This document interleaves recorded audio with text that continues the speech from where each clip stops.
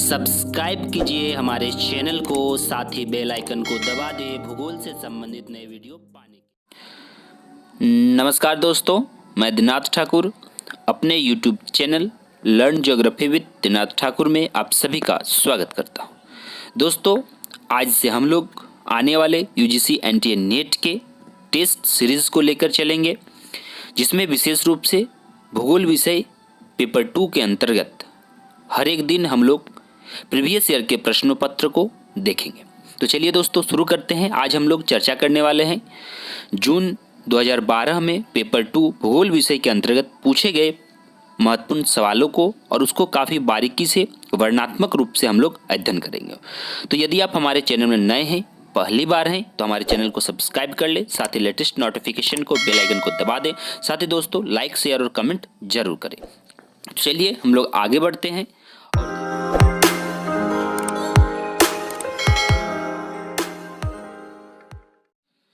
पहला क्वेश्चन है, अपरदन के सामान्य चक्र किससे संबंधित है?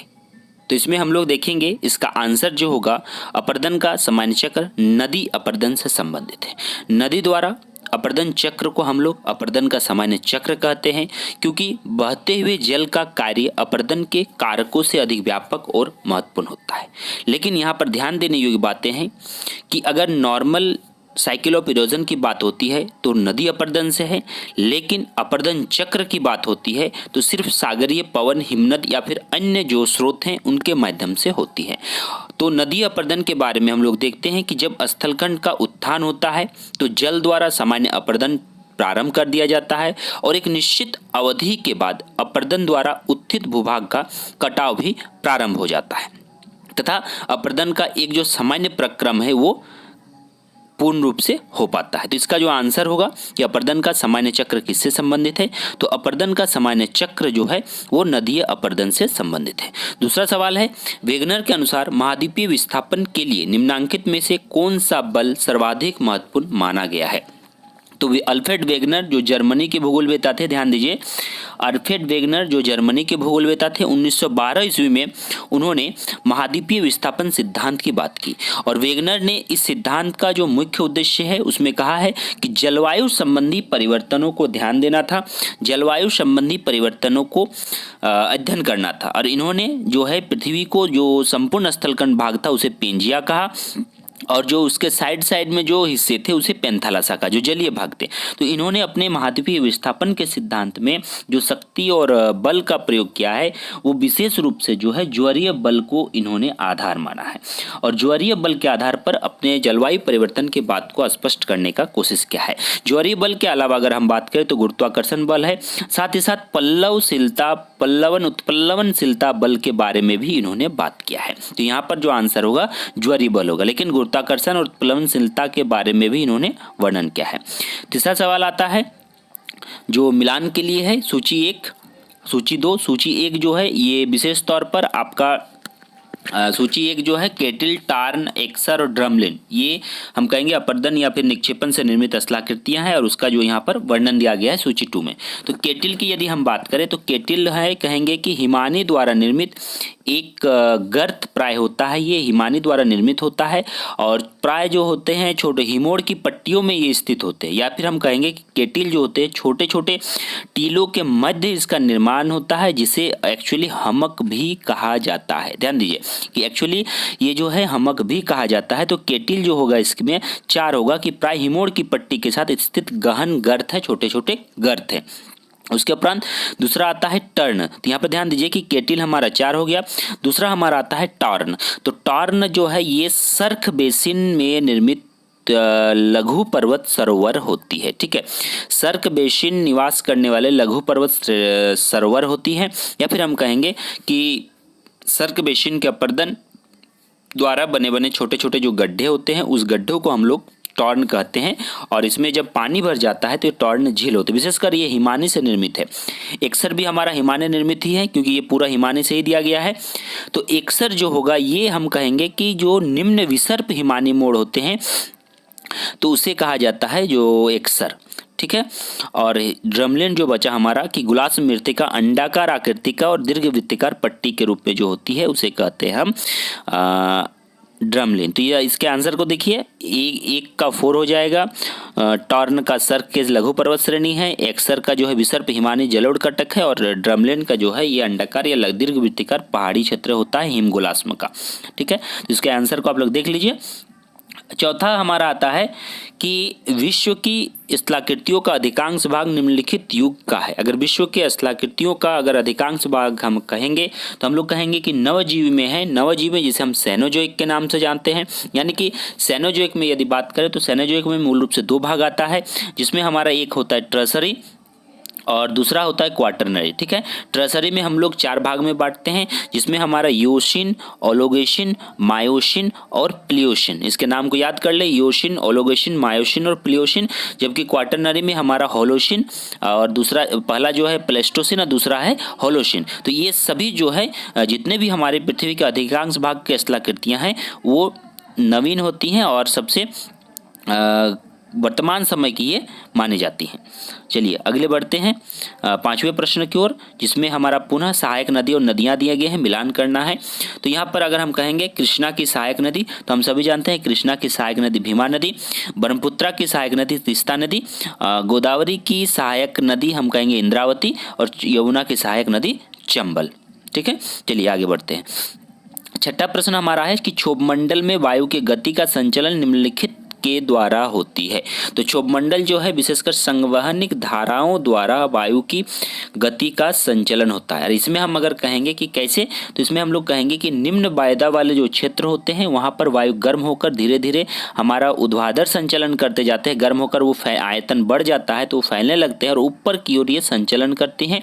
और खाली जगह की आपूर्ति हेतु जो उच्च वायदावीय क्षेत्र जो पवन होती हैं वो क्षैतिज गति से दौड़कर यहाँ पर इस क्षेत्र को भरने लगती हैं। तो इस प्रकार हम कहेंगे कि एक गर्म पेटी का ऊपर उठना, पुनः फिर उसका नीचे ठंडे पवनों के स्रोतों के माध्यम से प्रवेश करना उस जगह को भरने के लिए, तो ये सभी संवहनिक धाराओं का खेल है। तो छठा का आंसर होगा संवहनिक धाराएं। 7वां प्रश्न हमारा आता है, 7वां प्रश्न हमारा है कि वायु के दाब की माप की इकाई। काफ़ी आसान प्रश्न है हमारा कि वायु दाब की माप की इकाई क्या है। तो हम सभी जानते हैं कि जो वायु दाब होती है उसके मापने के यंत्र को हम लोग बैरोमीटर कहते हैं, और वायु दाब मापने की जो इकाई होते हैं उसको हम लोग मिलीबार से या हेक्टापास्कल से देखते हैं। ध्यान दीजिए, यहाँ पर वायुदाब माप की इकाई पूछा है, न कि मापने वाले यंत्र। मापने वाला यंत्र वायुदाब बैरोमीटर, ठीक है, और हमारा जो है यंत्र इकाई पूछा है तो इकाई में हेक्टापास्कल या फिर कहें इसको मिलीबार भी होता है। यानी कि एक हेक्टोपास्कल में एक बार जो 1000वां भाग होता है वो काफ़ी मतलब 1 वर्ग सेंटीमीटर पर 1 ग्राम भार के बराबर माना जाता है। 8वां प्रश्न आता है हमारा क्लाइमेटोलॉजी से, जो एटमॉस्फेरिक सर्कुलेशन से संबंधित है, जिसमें हेडली सेल, फेरल सेल और पोलर सेल अंतः उष्णकटिबंधीय अभिसरण क्षेत्र। तो इसको यदि हम देखें तो फेरल सेल किससे संबंधित है, तो हम सभी जानते हैं कि अगर हमारा ग्लोब है, ग्लोब में अगर हम लोग देखेंगे तो ग्लोब में देखेंगे जो हमारा क्षेत्र है पश्चिमी पवन का, ठीक है, जो पश्चिमी पवन का क्षेत्र है इसे कहते हैं हम लोग फेरल सेल। ओके, यानी कि एक का हमारा जो है 3 हो जाएगा। हेडली सेल जो होता है ये सामान्यतः उष्णकटिबंधीय क्षेत्रों का भाग होता है, जो 023 से लेकर 023 तक दक्षिण और उत्तर में होती हैं। ठीक है, तो जो पोलर सेल होती हैं, हेडली सेल जो होती है ये व्यापारिक पेटी का हिस्सा होती हैं। ठीक है, जिसे हम ट्रेड विंड के नाम से जानते हैं। उसके बाद हमारा जो है पोलर सेल, तो पोलर सेल हम लोग कहेंगे कि ये आपका पूर्वी पवन है और अंत उष्णकटिबंधीय निर्वात प्रदेश के अंतर्गत ये समाहित होती है। या फिर हम कहेंगे कि जो अंतः उष्णकटिबंधीय अभिसरण क्षेत्र होती हैं ये ग्लोब में जो 0 डिग्री है कि इसके 5 डिग्री उत्तर और 5 डिग्री दक्षिण का जो हिस्सा होता है ये होता है ICTZ। ठीक है, इसे हम क्या कहते हैं, अंतः उष्णकटिबंधीय अभिसरण क्षेत्र। ठीक है, तो ये है आपका जो है ये हो जाएगा अंतः उष्णकटिबंधीय क्षेत्र निर्वात प्रदेश होता है। नवा प्रश्न हमारा आता है कि ऊर्जा के हस्तांतरण की निम्नलिखित में से कौन सी क्रियाविधि नहीं है। ध्यान दीजिए, ऊर्जा के हस्तांतरण में 4 में से चालन, अभिवहन, विकिरण और अपक्षरण इनमें से कौन सी उनकी गति नहीं है। तो इसमें कहेंगे कि जो हमारा अपक्षरण है, ठीक है, ध्यान दीजिए, अपक्षरण क्या होता है कि अपक्षरण में हमारा क्या होता है, इस अपक्षरण में होता है कि पृथ्वी के चट्टानों का टूटना, विखंडन होना, या फिर हम कहेंगे अपक्षय वेदरिंग। ठीक है, इसका जो आंसर होगा कौन सा नहीं है, तो ये अपक्षरण ही नहीं है, क्योंकि एक्चुअली चालन मतलब क्या होता है कि चालन मतलब होता है, इसका अंग्रेजी को भी हम लोग देख लेते हैं नवा प्रश्न का। तो देखिए कंडक्शन है, कंडक्शन का मतलब होता है आपका क्या कि संपर्क द्वारा पदार्थ गर्म पदार्थ से अपेक्षित ठंडे पदार्थ की ओर ऊष्मा का हम कहेंगे स्थानांतरण है। यानी कि अगर यहाँ पर अगर किसी के संपर्क में साधे हुए यहाँ से अगर गर्म है तो इसके थ्रू ये यहाँ तक पहुँच जाएगा एक यंत्र के माध्यम से, एक धातु के माध्यम से, तो इसको कहते हैं चालन। संवहन यानी कि एडवेंशन का मतलब होता है कि इस विधि से क्या होता है कि ऊष्मा या ऊर्जा का हस्तांतरण केवल तरल और गैसीय पदार्थों में होता है। ध्यान दीजिए, चालन हमारा ठोस में होता है, लेकिन गैसीय और तरल अवस्था में संवहन होता है। रेडिएशन जो है, विकिरण जो है, ये ऊष्मा का आकाश से जो खाली स्थान होकर हस्तांतरित होकर आती हैं, जिसमें हम लोग कहते हैं विशेष तौर पर विकिरण, जो सूर्य की परावैंगनी विकिरण है उसको देखते हैं। तो इसका जो आंसर है कि कौन ऊर्जा के स्थानांतरण के कौन सी क्रियाविधि शामिल नहीं है, तो ये अपक्षरण जो है वेदरिंग होता है, अपक्षय होता है। ठीक है, चलिए 10वें प्रश्नों की ओर हम लोग आगे बढ़ते हैं। तो दोस्तों अभी तक यदि आपने हमारे चैनल को सब्सक्राइब नहीं किया है तो हमारे चैनल को सब्सक्राइब कर ले, साथ ही बेल आइकन को दबा दे इसी प्रकार के वीडियो पाने के लिए। चलिए 10वें प्रश्न कथन और कारण की ओर हम लोग बढ़ते हैं। कथन है कि स्थिर वायु ऊर्ध्वाधर संचलन गति को रोकती है और अस्थिर वायु अपने स्वयं के उत्प्लावन के कारण अपने आप ही ऊपर चढ़ती जाती है। ठीक है, कारण बताया जाता है कि जब स्थिर वायु पर ऊपर उठने के लिए जोर पड़ता है, जो बादल बनते व्यापक होते हैं और ऊर्ध्वाधर मोटाई कम होती जाती है। तो यहाँ पर जो है थोड़ा सा हम लोग को ध्यान देना है कि ये एक्चुअली क्या है। एक्चुअली ये आपका जो है सामान्य तौर पर ये रुद्रमोश ताप परिवर्तन की प्रक्रिया से संबंधित है, यानी कि एडियाबैटिक टेम्परेचर चेंज जो है उससे संबंधित है। और इस प्रक्रिया में वायु में स्थिरता कहें या फिर अस्थिरता की स्थिति उत्पन्न होती है। और इसके तहत यदि हम बात करें तो स्थिर वायु का ऊर्ध्वाधर संचलन जो है संचलन को रोकने में समर्थ होती है। ठीक है, और स्थिर वायु जो है ऊर्ध्वाधर संचलन को रोकने में समर्थ होती है, और जो है अस्थिर वायु अपने को स्वयं को जो है उत्प्लावन के कारण अपने आप ऊपर चढ़ने लगती है। ठीक है, लेकिन इसके विपरीत अस्थिर वायु, जैसे कि अभी हमने कहा कि जो उत्प्लावन के कारण ये ऊपर चढ़ती रहती है, और इसे हम कहते हैं एडियाबैटिक रेट। ठीक है, तो यहाँ पर ए हमारा 100% सही है, लेकिन आर जो है ये गलत है, इसलिए आंसर ए होगा। ए और आर में ए सही है और आर गलत है। 11वां प्रश्न देखते हैं। चिली और पेरू के तट के सहारे चलने वाले शीत धारा का नाम क्या है। ठीक है, तो हम सभी जानते हैं कि यदि हम दक्षिण अमेरिका के मैप को देखें इस तरह, तो ये जो हिस्सा है हमारा, ये पेरू और चिली का, ये जो काफ़ी लंबा और कटा फटा तट है, तो इस हिस्से में जो चलने वाले धारा होते हैं, जो विशेषकर शीत धारा चलती हैं, तो इसको कहते हैं हम्बोल्ट धारा के नाम से, या फिर हम कहें कि पेरू धारा के नाम से भी इसको जानते हैं। ठीक है, और इस विपरीत धारा यानी कि हम्बोल्ट और पेरू धारा के साथ साथ कभी कभी इस दिशा में विपरीत धारा भी चलती है, और उस विपरीत धारा को हम लोग एल नीनो या अल नीनो के नाम से जानते हैं। ठीक है, तो इसके बारे में मैं आपका आने वाले क्लास में बताऊंगा कि अल नीनो और एल नीनो क्या होता है, और काफ़ी महत्वपूर्ण पॉइंट वो आपका बनता है। लेकिन इस प्रश्न का जो आपका आंसर है वो है जो आपका हम्बोल्ट या फिर हम कहें पेरू धारा। 12वां प्रश्न हमारा आता है कि उच्च ज्वार और निम्न ज्वार के बीच जल स्तर में औसत अंतर को क्या कहा जाता है। ठीक है, उच्च ज्वार और निम्न ज्वार के बीच का जो औसत, अगर ये उच्च ज्वार है और यहाँ पर एक हम कहते हैं निम्न ज्वार आया है, तो दोनों के बीच का जो अंतर है, इस अंतर को कहा जाता है ज्वारीय रेंज। ठीक है, ज्वारीय रेंज इसको कहते हैं हम लोग। और हम लोग देखते हैं कि अमावस्या और पूर्णिमा के दिन सूर्य और चंद्रमा की जो गुरुत्वाकर्षण शक्ति होती है, और उसी शक्ति के प्रभाव से हमारा ज्वार की उत्पत्ति होती है। ठीक है, चलिए आगे बढ़ते हैं 13वां प्रश्न की ओर, जो काफ़ी महत्वपूर्ण प्रश्न है कि पौधे और पशुओं के ग्रामीण्य किस युग में प्रारंभ हुआ। तो हम कहेंगे नवपाषाण काल, क्योंकि प्रागैतिहासिक काल में आदि मानव वन संग्रहण, आखेट से जीवन निर्वाह करता था तथा पत्थर के औजार के उपयोग में लाते थे। और उत्तर पाषाण काल अगर हम कहें तो उत्तर पाषाण काल में आदि मानव द्वारा आखेट का स्थान पर पशुपालन को महत्व दिया गया। ठीक है, चलिए अब 14वां प्रश्न हम लोग आगे बढ़ते हैं। इसमें हम लोग को निम्नलिखित में से कौन सा युग्म सही नहीं है? तो कौन सा युग्म सही नहीं है, यहाँ पर ध्यान देना है कि स्वपोषी कौन होते हैं? ऊर्जा स्रोतों से ऊर्जा लेते हैं और ऊर्जा संपन्न जैव मिश्रण का जमा देते हैं। ठीक है, विषमपोषी जीवित जीवों से अपनी ऊर्जा प्राप्त करते हैं। शाकाहारी वो जीव जो पौधों तथा पशुओं का भोग करते हैं। ठीक है, कौन सुलेमित नहीं है?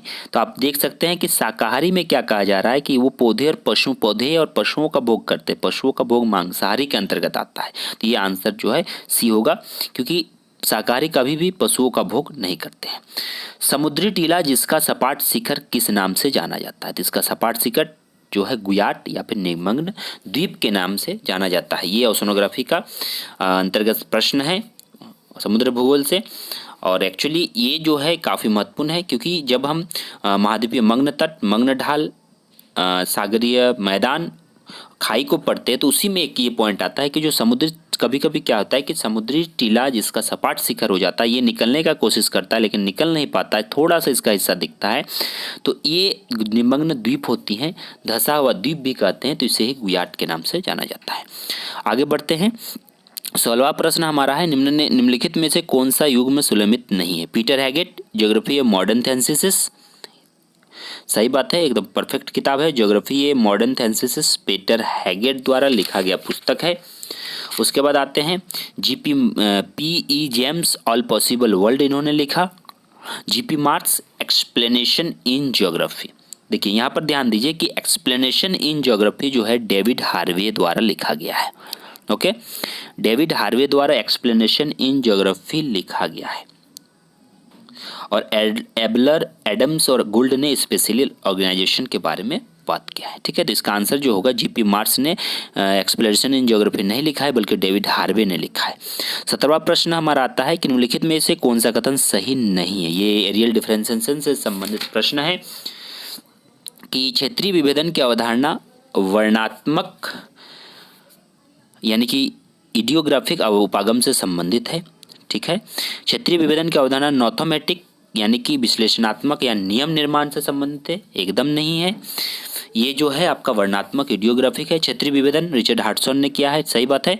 विभेदन की अवधारणा कोरोलॉजी, चोरोलॉजी क्षेत्रीय वर्णन से संबंधित है। ठीक है, तो इसका इसमें पूछा है कि सही नहीं है, तो बी हमारा इसका आंसर होगा जो सही नहीं है। 18वां प्रश्न है कि एक ही प्रकार का वातावरण, जीवन यापन या संस्कृति के भिन्न तरीकों के लोगों के लिए भिन्न अर्थ रखता है। यानी कि एक वातावरण अगर हम अपने व्यू से देखें तो वो हमारे लिए अलग अवधारणा रखता है और दूसरे किसी के लिए एक अलग अवधारणा रखता है। ठीक है, सबका देखने का नजरिया होता है। वही चीज कह रहा है कि एक ही प्रकार का वातावरण, जीवन यापन और संस्कृति के भिन्न भिन्न तरीकों के लोगों के लिए भिन्न अर्थ रखता है। तो ये संभववाद का कॉन्सेप्ट है।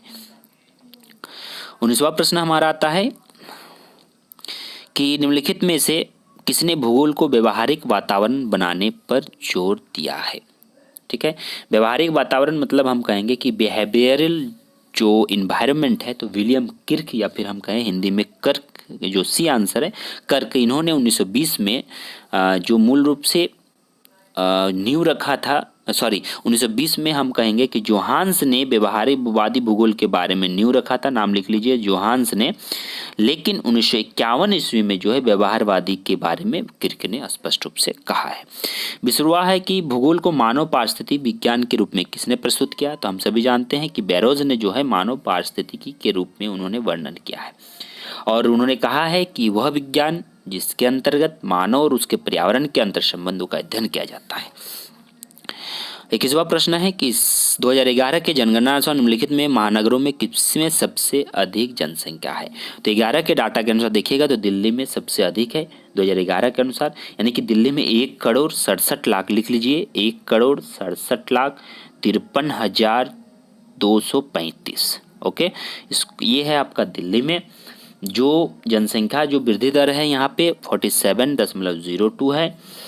साथ ही साथ जो भारत में जनसंख्या वृद्धि दर में यदि तुलना करें तो सबसे ज़्यादा जो है ये आपका दादर नागर हवेली में 59% पाया जाता है। 22वां प्रश्न आपका आता है कि भारत में निम्नलिखित में से कौन सा राज्य जनसंख्या संक्रमण की अवस्था से गुजर रहा है जिसमें निम्न प्रजनन और निम्न मृत्यु दर रहती है। ठीक है, तो अगर हम इस पर थोड़ा सा चर्चा करें तो ये काफ़ी महत्वपूर्ण प्रश्न है, क्योंकि जब हम इस पे बात करेंगे तो जनसंख्या संक्रमण सिद्धांत को जब आप पढ़ते हैं तो काफ़ी महत्वपूर्ण बिंदु उसमें निकल कर आती हैं। तो उसी से संबंधित है ये कि भारत में अगर हम बात करें तो तमिलनाडु जो एकमात्र ऐसा राज्य है जो जनसंख्या संक्रमण की चौथी अवस्था से ये गुजर रहा है। ठीक है, और भारत जो है उसी चौथी अवस्था से भारत भी गुजर रहा है। 23वां प्रश्न हमारा आता है निम्नलिखित में से कौन सा भारत में ग्रामीण बहिर्प्रवास का महत्वपूर्ण कारक है, यानी गांव से जो प्रवास का है। तो हम सभी जानते हैं अभी वर्तमान समय में भी दिखाई दे रहा है बेरोजगारी। वस्तु की विस्तार सीमा, 24वां प्रश्न है, वस्तु की विस्तार सीमा किसका संकेत करती है। यदि हम वस्तु की विस्तार सीमा की बात करें तो हम कहेंगे कि निकटतम बाजार से उपभोक्ता केंद्रों के बीच दूरी। ठीक है, यानी कि अगर यहाँ पर एक बाजार हमारा है और यहाँ एक केंद्र है और यहाँ एक केंद्र है, ये अगर दोनों को आना पड़े तो यही हमारा वस्तु की विस्तार सीमा होती है कि वस्तु और सेवा को खरीदने के लिए लोगों को अधिकतम दूरी तय करनी पड़ती है। ठीक है, तो वही वस्तु का विस्तार सीमा कहा जाता है, जिसे हम थ्रेशहोल्ड के नाम से भी जानते हैं। 25वां और आज का अंतिम प्रश्न है। अगले क्लास में पुनः हम आगे के प्रश्नों की चर्चा करेंगे कि क्रिस्टलर का केंद्रीय स्थान सिद्धांत में प्रशासनिक नियम किसका संकेत है। तो हमने पिछले वीडियो में बताया है केस 7। ठीक है, एक्चुअली क्रिस्टलर का सीपीटी 1933 में उन्होंने दिया है और 1931 में मार्क जेफरसन ने सेंट्रल प्लेस के बारे में चर्चा किया है। दोस्तों, हमने काफ़ी महत्वपूर्ण 25 प्रश्नों को देखा है। आने वाले दिनों में, आने वाले वीडियो में हम लोग पुनः आगे के सभी प्रश्नों को देखेंगे और धीरे धीरे करके एग्ज़ाम के अंतिम समय तक सभी प्रीवियस ईयर के प्रश्नों को हम लोग चर्चा कर लेंगे। तो दोस्तों, यदि आपको हमारा ये वीडियो अच्छा लगा है तो हमारे वीडियो को लाइक करें, शेयर करें, साथ ही कमेंट करें, और यदि आप हमारे चैनल में नए हैं, पहली बार हैं, तो हमारे चैनल को सब्सक्राइब करके बेल आइकन